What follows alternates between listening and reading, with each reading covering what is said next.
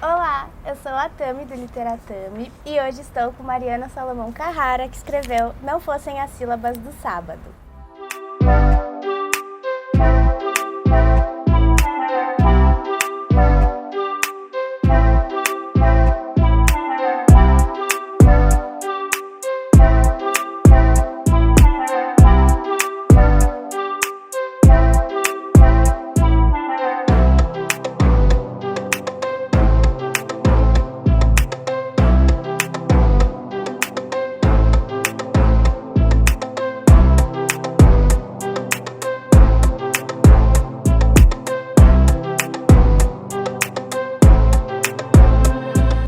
Mari, é um prazer te receber aqui mais uma vez, a terceira vez que a Mari está aqui no Literatami. Prazer todo meu. Já pode pedir música no Fantástico. E para quem não conhece, a Mariana nasceu em 1986 em São Paulo. É autora de Fadas e Copos no Canto da Casa, Se Deus Me Chamar Não Vou e É Sempre a Hora da Nossa Morte, Amém. Ótimos títulos. E a gente vai conversar hoje sobre o seu livro mais recente, Não Fossem as Sílabas do Sábado, que saiu pela editora Todavia. Eu gosto muito dessa edição, acho essa capa maravilhosa. E falando um pouco do livro, né, eu queria que você apresentasse ele para quem ainda não o leu e que nos dissesse também o que te fez escrever essa história. Eu acho que assim, começando pelo tema que é para mim o tema real do livro, seria a amizade entre duas mulheres, né? E eu acho que eu queria entrar nesse tema profundamente com aquela coisa que me move, que é aquela amizade que deveria ter a potência absoluta, né, de ser, na verdade, a principal relação da vida da pessoa ali, porque realmente virou uma entidade familiar, né, que a presença dessas duas, a companhia de uma para outra, mas existe a resistência por algum fator, né? Então no É Sempre a Hora eu trabalhei simplesmente com a passagem do tempo, que eu acho também absurdo, que a gente deixa desgastar porque está focando em outras relações, às vezes conjugais, né? Uma coisa que a gente vai seguindo. E aí eu pensei nesse mote que envolveria uma resistência absoluta da narradora, uma total, assim, por culpar a outra, né? Ou culpar a outra, ou na verdade preferir que ela não existisse, enfim, aquela resistência também de não querer ouvir a história dela, a história da outra causava muita dor. Então o que eu fiz? Comecei, não é nem spoiler, né? Porque é na primeira página praticamente. A Ana, que é a narradora, está grávida, não contou ainda pro marido, eles são novinhos, têm uns 28 anos, estão super apaixonados, felizes. Ela pede para que ele vá buscar o quadro com ela, que ela mandou enquadrar, ia levar de surpresa, mas não aguentou segurar, um quadro de um filme muito importante para eles. E quando ele sai do apartamento, um dos vizinhos do prédio que eles não conheciam tinha acabado de pular e acabam morrendo os dois. E aí a história começa aí com o envolvimento, né, a amizade que surge entre as duas viúvas, né? Então, não é uma história sobre suicídio, na verdade é sobre incompreensão, né, de suicídio. Fica focando nas pessoas que não entendem, não compreendem, e principalmente a Ana, que não consegue sequer ter qualquer sentimento de empatia, porque para ela foi uma coisa, né, que devastou totalmente a vida dela. E aí vem, assim, os temas que circundam isso, né? Acabou tendo a maternidade solo, porque ela ficou, né, uma gestação enlutada, um nascimento cheio de luto. Ela teve um luto que eu diria que pode ser complicado, porque é uma década de luto que a gente vê no livro, né? Mas enfim, já falei demais. Eu diria que eu sintetizaria dessa forma. É ótimo e foi bom você ter falado assim, porque o livro ele começa pelo trágico, né? É um acontecimento trágico e muito surpreendente. Eu lembro que quando eu li isso que acontece assim logo no comecinho do livro, eu juro, eu fechei o livro, eu parei, fiquei de boca aberta, assim, eu até comentei com ele, gente, você não vai acreditar no que eu acabei de ler. E eu fiquei pensando, né, pra onde a Mari vai depois disso, né, desse baque imenso logo de cara.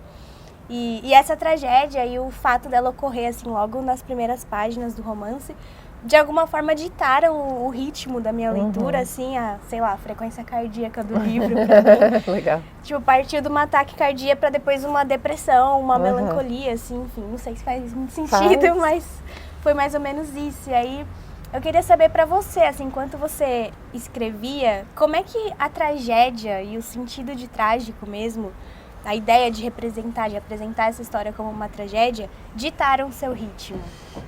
Interessante. Eu não gosto de... Mesmo como leitora, eu prefiro o livro que não é sobre algo que vai acontecer, né? que você fica na expectativa e é um mistério, e é divertido, mas não é a minha leitura preferida. Então, eu inverti, né? O que havia de mais apoteótico acontece, então não espere nada de acontecimentos, né? A partir daqui. Agora é o que sobrou dessa vida. Então, eu gosto desse livro de acompanhamento, né? Um livro de retrato do que restou ali. Eu queria imprimir nesse começo, na verdade, o susto que foi pra ela, porque a gente tá vivendo a rotina, né? Ela até tava num dia especial, uma coisa assim, mas ela tava cheia de planos. E não conseguiu sair deles, né? Parece que assim, foi um negócio tão trágico, tão brutal e tão de repente que ela ficou presa ali, né? Ela ficou presa naquela maternidade que ela tinha sonhado, da forma como ela tinha sonhado, com o projeto de vida que ela tinha sonhado e mesmo tendo a chance de ter uma outra vida depois, ela não conseguiu abraçar essa possibilidade, né? Então a gente vai vendo o tanto que ela tá contando ali, tanto o tempo que vai passando, né? Existe um tempo do luto, que é o tempo atual. Ela começa quando eu fiz que nem mãe, né? Eu acompanhei o tempo do livro pela idade da filha. Então começou com a Catarina com 8 anos, 9, não sei, e acaba com 12, né? Então existe esse tempinho de amadurecimento da própria narradora com o leitor, né? Enquanto ela fala. E o tempo do luto em si desde a tragédia, que já fazia 10 anos quando ela começa a narrar, ou 9 anos. Eu fiz isso muito rápido no começo, pra gente sentir o susto que foi isso, né? O tempo ali que ela ficou culpada por não saber que ele morreu, né? Porque ela ficou esperando com o quadro ela ter ficado paralisada ali nesse tempo em que ela não percebeu que algo errado tinha acontecido, ficava só culpando, ai meu Deus, ele não chega, eu tô suada, eu tô grávida. Então eu quis deixar o leitor também um pouco paralisado no dia da tragédia, para que ela também acompanhasse o luto da Ana com a mesma sensação dela de paralisia ali dentro, né, ali naquele começo. E aí o ritmo eu acho que vai variando um pouco, porque as vírgulas também eu uso nesse sentido, né, então no momento que ela tá um pouco mais catártica, ela super fala sem vírgulas e a gente também fica sem fôlego, quando ela tá um dia mais ameno, fazendo bolinho de cenoura ali e tal, aí vai acompanhando a emoção dela assim, né. É terrível, gente. É terrível, funcionou, a gente sente real. E além da Ana, né, que é essa protagonista narradora, a outra personagem muito importante para a história é a Madalena.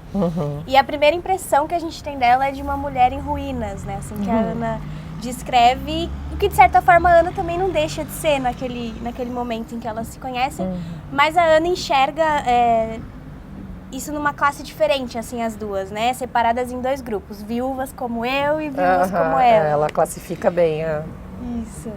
É o que tem muito a ver com a maneira que os maridos morrem também. Mas o fato é que, ainda que para Ana elas sejam fundamentalmente diferentes, surge aí desse inesperado uma amizade, né? E tendo acompanhado essa trajetória literária há anos, eu vejo como as amizades entre mulheres são um tema que te interessa muito profundamente, né? E todos os seus livros, em alguma medida, levantam essa temática. No caso deste romance aqui, tem uma amizade com contornos muito próprios, né? Porque ao mesmo tempo em que ela se torna um refúgio, para Ana é preferível que ela nunca tenha acontecido, nunca tenha existido, dadas as circunstâncias.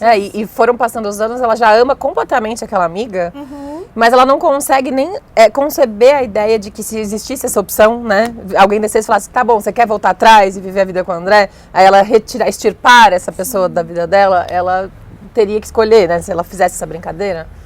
Então, acho que ela não quer nem refletir a respeito disso, né? Acho que esse pensamento tem que vir da criança, que nasceu sem esse pai, não tem esse mesmo luto, não tem, é outra história. E ela percebe com muito mais calma, né? E mais espontaneidade o nível desse vínculo, né? Exatamente, ela tem muita dificuldade em aceitar, né? E não julgo, porque realmente... Mas eu queria que você falasse um pouco, assim, sobre essas bases, assim, bem atípicas e paradoxais dessa amizade, assim, e da tessitura disso também, enquanto você escrevia, né? Que tipo de amizade se constrói aqui, nessas circunstâncias? Eu acho que, assim, eu gosto muito de refletir sobre como a primazia do romântico faz com que a gente fique mais solitário, né? Você tem uma companhia ali para sempre, mas às vezes você acaba... deixando, como você diz, a tessitura das outras relações e se esgarçando, elas vão ficando menos principais e muito subsidiárias com relação ao conjugal. Então eu sempre penso nisso e escrevo sobre isso sem escrever sobre isso, né? E aí nesse caso eu já matei os 2 homens de uma vez para ficar só elas não terem como focar neles e ao mesmo tempo não conseguirem, né, se dedicar inteiramente, porque o negócio ali é muito pesado, ela não consegue mesmo se dar conta do quanto é profunda aquela amizade. Pelo menos não ao longo do luto dela ali. Então eu queria ali colocar uma amizade que ela existe, simplesmente. Ela não foi uma escolha, ela não foi uma decisão, ela não foi um apego por conta de afinidades.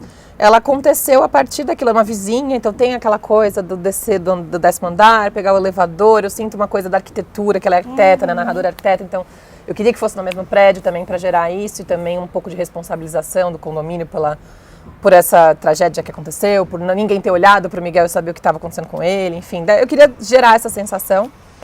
E é aquela amizade que vai acontecendo pelo convívio mesmo, né? O tanto que ela desceu lá para tentar amparar essa gestante que estava ali destruída. E a rotina, né? Sábado, sobe aqui, tem almoço, né?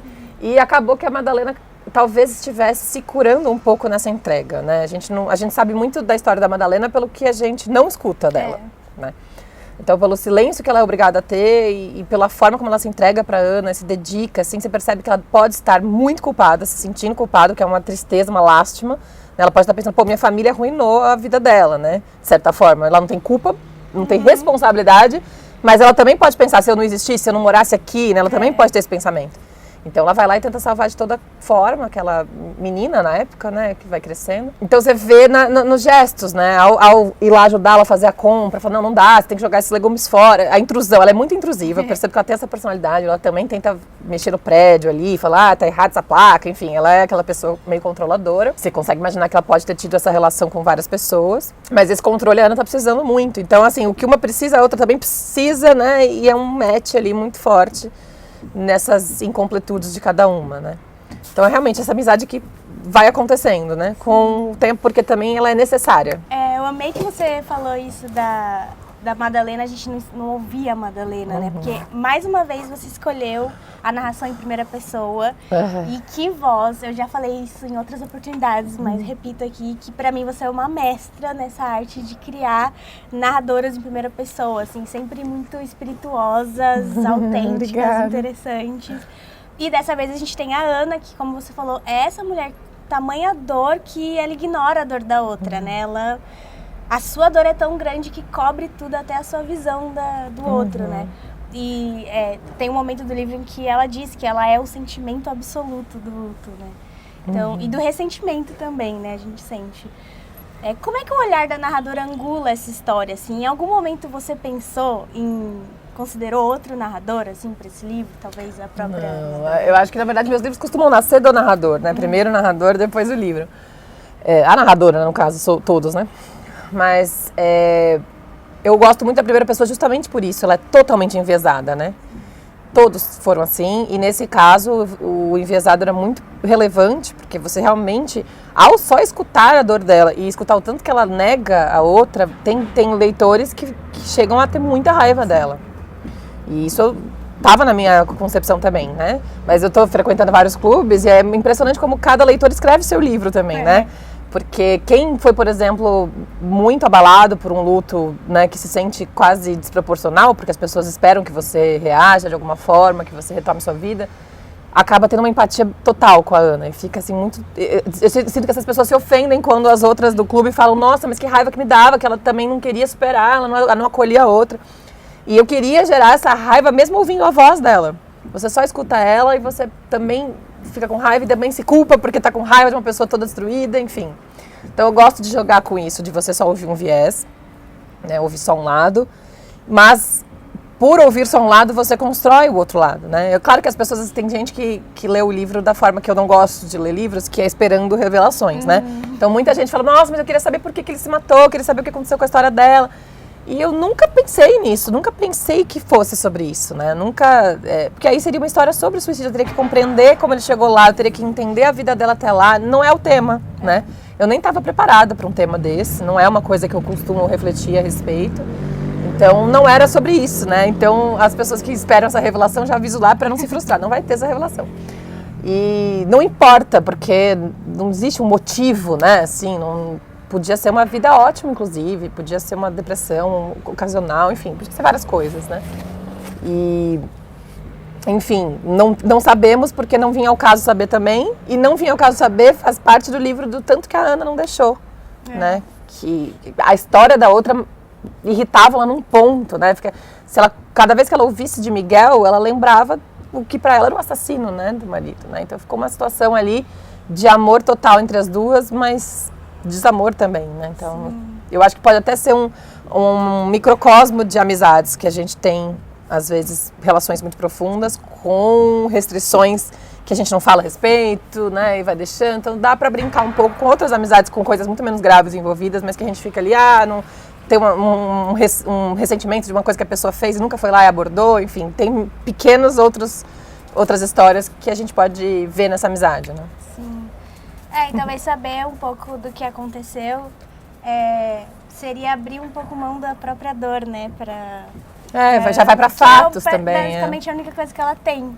Dor naquele início, né? Ela tem muito medo de esquecer, né, o André, apagar essa época da vida. Então, às vezes, ela nutre mesmo o luto, né? Ela fala que ai meu Deus, esqueci como era a voz dele. E quando ela se liga também, né, que o André já ia ter uns 40 anos, e a última vez que ela ouviu ele tinha 28, então que homem é esse? Ele não envelheceu, os outros todos cresceram, né, adulteceram, e ela não tem essa imagem. Isso é um horror para ela, né? E assim, eu apontei uma centelha de Lígia Fagundes Telles na sua obra desde a primeira leitura que eu fiz, que foi do Fadas e Copos no Canto da Casa, que foi publicado pela belíssima editora Quintal. Inclusive, a gente falou disso no vídeo, tem um vídeo aqui de 4 anos atrás que a gente fala desse livro. E essa presença ligiana, assim, pelo menos pra mim, tem sido cada vez mais evidente no seu projeto literário, assim. No estilo, esteticamente falando, ela se aproxima de algum modo, mas também nesse tratamento das relações de alteridade, por exemplo, no desenho da ausência e dos objetos no texto, assim, na demora nos gestos dos personagens, e no que esses gestos narram. Isso que eu gostava muito dela, do gestual e doméstico, né? Assim, o caminhar dos personagens dentro dos espaços internos. E acho que talvez nesse tenha bastante por conta também de ser muito interno, né? A Ana fica nesse apartamento, que inclusive era um apartamento que qualquer um teria dito, pelo amor de Deus, se muda, né? E ela quer nutrir isso e tal. Então, dentro dos espaços, eu acho que tem mesmo uma influência forte pelas minhas décadas de leitura de Lígia, né? Sim. Mas assim, tudo isso é reformulado numa roupagem muito originalmente sua, assim. Eu consigo enxergar um pouco de Lígia ali, mas é muito Mariana. Mas eu tô falando isso tudo porque este livro tem uma epígrafe ligiana, né? Sim. Que é um trecho que eu adoro e que diz: se é difícil carregar a solidão, mais difícil ainda é carregar uma companhia. E aí, mais uma vez, a gente tem a solidão como mote da sua literatura. Sim. E eu acho muito interessante, assim, pensar a solidão numa trama sobre a amizade, porque, no fim das contas, a amizade também se faz pela solidão, né? Não só da companhia. Como é que essa epígrafe faz eco sobre a trama? É engraçado que essa epígrafe, ela aconteceu, eu já queria, né, que tivesse uma coisa da Lígia, mas ela foi determinante porque ela faleceu na época que eu estava pensando numa epígrafe para mandar e tal. Então, não tinha dúvida que tinha que ser dela.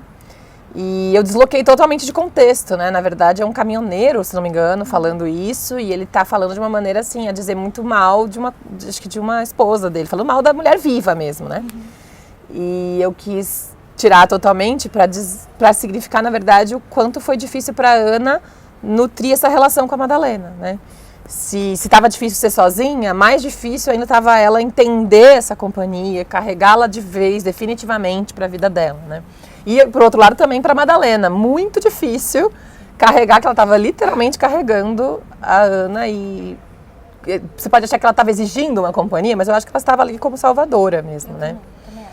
Então, das duas ali tem a sua dificuldade de carregar a companhia que é definitiva da vida delas, né? Pelo menos a Ana, você sabe que é muito solitária, né? O pai é sumido, a mãe é falecida, enfim, é muito...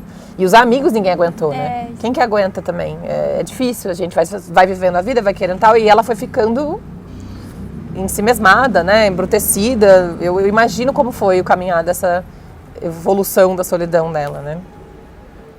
Eu acho que a solidão também serviu um pouco para unir essas duas, né? Porque, querendo ou não, a Madalena também tá sozinha, né? Perdeu alguém, então... Muito.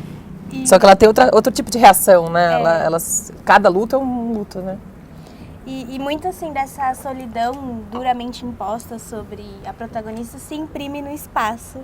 Chegamos lá na arquitetura, porque é naquele apartamento, esse lugar que é continuamente invadido pela Madalena, que não deixa de ser uma lembrança do luto. Daí todo esse paradoxo também que a presença dela instaura. E você, como sempre, caprichou ali na ambientação, né? Conversando com os móveis, com as paredes, transformando o espaço mesmo num elemento narrativo, marcador da individualidade também da protagonista, que encarna, você meio que encarna a função de autora como arquiteta da obra. E de que modo, então, a arquitetura do cenário interno do livro, desse prédio e do apartamento, se associa à arquitetura, à construção do livro em si? Olha, pode ter uma relação inconsciente, né, de como arquitetar. Eu sei que eu procurei muito que ela tivesse um léxico e um olhar sempre contaminado pela formação dela, porque eu acho que isso acontece com todo mundo, né? Então, se eu sou formada em Direito, tem várias situações que você ouve falar, eu inconscientemente já estou analisando com o meu saber, né? Então, eu queria que ela tivesse esse olhar sobre tudo. Na delegacia, ela vai reparar no pilar errado, no teto esforrado, enfim. E ao mesmo tempo se incomodar com isso, né? Olha, eu tô aqui no meio da minha luta, tô falando que o prédio não tem recuo, sabe? Por que eu tô falando isso? Enfim, e pensar também por que eles escolheram aquele apartamento, tinha detalhes arquitetônicos que agradaram e aí isso acabou matando o André, enfim, embeber tudo em culpa também, né? E eu queria pensar também, eu queria que ela tivesse uma articulação e também ter a coisa dela não conseguir mais mudar o projeto de vida dela e o que ela tinha que fazer para reagir era fazer projetos, né, de novos lares para as pessoas, de vidas que estavam começando, com os projetos que estavam indo bem, então ela tinha um ressentimento com o próprio trabalho, né? E aí, é claro, existe a arquitetura do livro que, principalmente por conta dos dois tempos, né? O passado total e o tempo do livro exige um arranjo, né? Às vezes você fala, olha, nossa, ali a filha já tinha 5 anos, não, então aqui não deu certo isso, tem que projetar de certa forma, mas eu sou menos planejadora do que arrumadora. Então, se eu fosse arquiteta, tinha caído a casa. E quanto tempo você levou para escrever ele? Sabe que eu não lembro? Eu acho que foi do mesmo jeito que quase todos os outros livros. É muito rápida a escrita e depois muito tempo de revisão, decantação e reescrita, né? E eu lembro que eu estava escrevendo no clipe, sabe? O curso livre de preparação de escritores, eu escrevia durante o clipe. E ao mesmo tempo eu estava terminando a Maria Carmen, do Você Deve Me Chamar Não Vou, na oficina do Marcelino, né? Eu levava lá, a gente levava para ler, né? Os trechos. Então, eu lembro que foi mais ou menos em paralelo as duas escritas, porque são muito diferentes, então para mim não estava nem atrapalhando. E aí ficou um tempão, né, de resguardo, de releitura. Teve a leitura crítica da Ana Rush, que eu adoro. Sempre muito importante para mim, gosto muito de fazer isso com ela. Ela fez Não É Sempre a Hora também. E, enfim, aí esse tempo já deve ter dado uns 2 anos aí, né? E a gente não pode terminar essa conversa sem falar da Catarina, que é a filha da Ana, que triangula, né, esse relacionamento da protagonista com a Madalena, com quem a Catarina estabelece uma relação de intimidade, assim, muito bonita, né? As duas estão estafadas de sílabas, a narradora fala, e muito mais discretas na solidão do que a Ana, pelo menos pra gente. Eu queria que você falasse um pouco do papel da Catarina aqui no livro e de como a maternidade, que tem muitas camadas no romance, algumas até apenas sugeridas quando a Ana imagina a relação da Madalena com a maternidade, como é que a maternidade atuou sobre a formação dessas personagens também? São várias coisas. A Catarina, pra mim, é uma criança muito doce, né? E talvez ela não quisesse ser tão doce quanto ela de fato é, porque ela percebe a fragilidade da mãe, né? Então você começa a perceber o quanto ela está ali desenhada para respeitar uma dor, né? Para conter essa dor e não invadir, não atrapalhar, não incomodar. E ao mesmo tempo tem ali uma pré-adolescência, de vez em quando uma coisinha, mas é muito, muito recatada, né? A menininha, ela é muito fofinha. Eu acho que o papel dela, além de ser um confronto da maternidade da Ana, que está indo muito mal para ela está se culpando, culpas, né? Sempre culpas. Ela não consegue ter uma relação muito íntima com a filha, né? Ela olha e fala, nossa, eu só penso em morte, eu olho para ela e não consigo, né, me ajustar com ela. Então esse é um lado muito triste da maternidade dela e ao mesmo tempo a Catarina facilita, ela veicula a naturalidade da relação entre as duas adultas, né? Então o tanto que ela se apega à Madalena, a tia Madalena, que parece que é uma segunda mãe, e gosta de ir pra escola com ela, que ela é professora, enfim, tudo mais, gosta da aula dela. Então ela vai mostrando pra Ana o quanto aquela mulher tá incrível na vida delas, né? Então eu acho que é um papel ali de aproximação das duas no sentido de aceitação, né? Porque próximas elas já são muito. E é ela que vai enxergar também a profundidade desse vínculo, né? E falar, nossa, né? Ela faz aquela conclusão final que ajuda muito a Ana a perceber e a aceitar de repente, assim, quase... Não é de repente, lógico, foi o livro todo tentando aceitar, né?